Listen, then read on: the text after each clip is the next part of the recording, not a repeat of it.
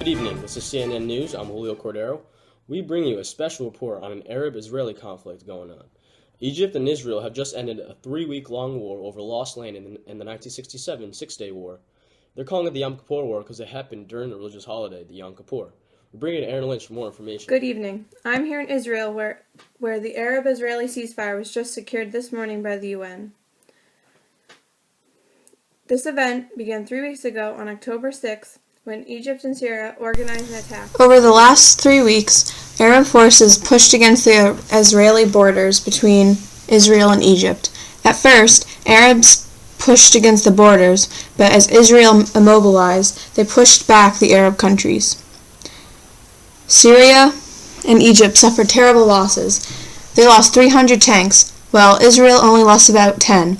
This fighting led to a ceasefire issued by the UN this morning.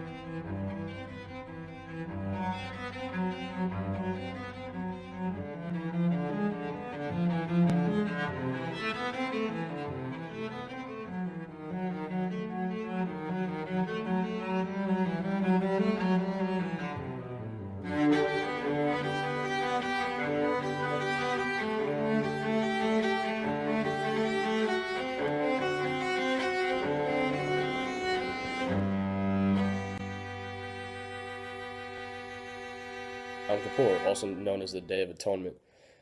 Arab armies took advantage of the religious holiday celebrations and made advances with their newly coveted Soviet weaponry. And that's all I have to say. Back to you. Shortly after the war, an embargo was placed on the U.S. because of its support of Israel.